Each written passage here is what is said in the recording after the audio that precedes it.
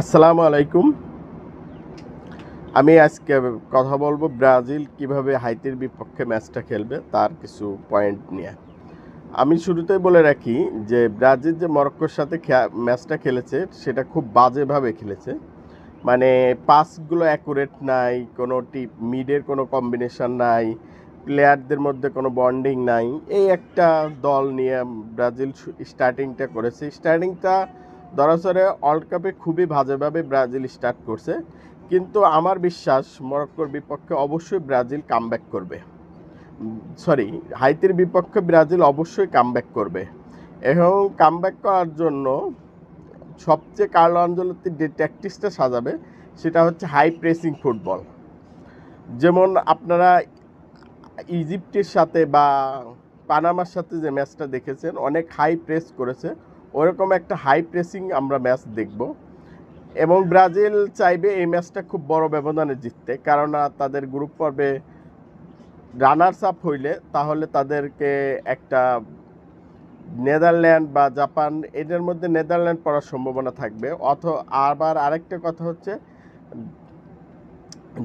যদি Brazil runners up হয় তাদের ম্যাচটা খেলতে হবে গিয়ে মেক্সিকোতে, সেটা একটা লং ট্রাভেল। সো ব্রাজিল এইটা চাইবে না। ব্রাজিল চাইবে যে গ্রুপ পর্বে চ্যাম্পিয়ন হয়েই ম্যাচটা জিততে। এবং ব্রাজিল কিভাবে হাই প্রেসিং ফুটবল খেলেছে ইজিপ্টের সাথে, জাস্ট আমি একটা জিনিস নিয়ে এখানে কথা বলবো। আপনারা এই ভিডিওটা দেখলেই বুঝতে পারবেন যে আসলে ব্রাজিলের এই ধরনের ফুটবলই খেলা উচিত। এই যে ফুটবলটা ইজিপ্টের সাথে খেলেছে, এমি প্রেসটা কিভাবে করেছে এইটা আমি দেখাবো। এখানে দেখেন রাফিনহা বলটা পাস করছে, ইগারথিয়াগো বলটা ধরতে পারে নাই, পরে গোলকিপার থেকে ইজিপ্টের গোলকিপার থেকে পাস দিছে। দেখেন প্রেস করছে, জাস্ট চারজন একটা প্লেয়ারকে প্রেস করছে, বাট এইখানে কোনোভাবে ইজিপ্টের প্লেয়ার এখান থেকে উদ্ধার হয়ে গোলকিপারকে দিছে।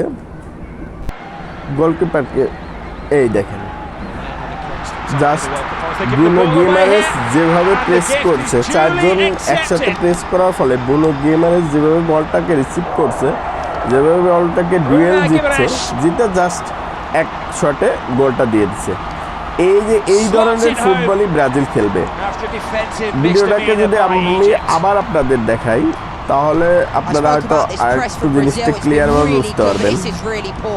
From Lachine as well, and Shabir, the goalkeeper, plays it into the midfield. Have no idea what Lachine is doing in that position. You cannot, he has a look, he delays the ball, looks over his shoulder, and it doesn't matter what team you're playing against, you cannot allow yourself that much time on the ball. He's turning, Guimaraes comes in with the press, does really well, great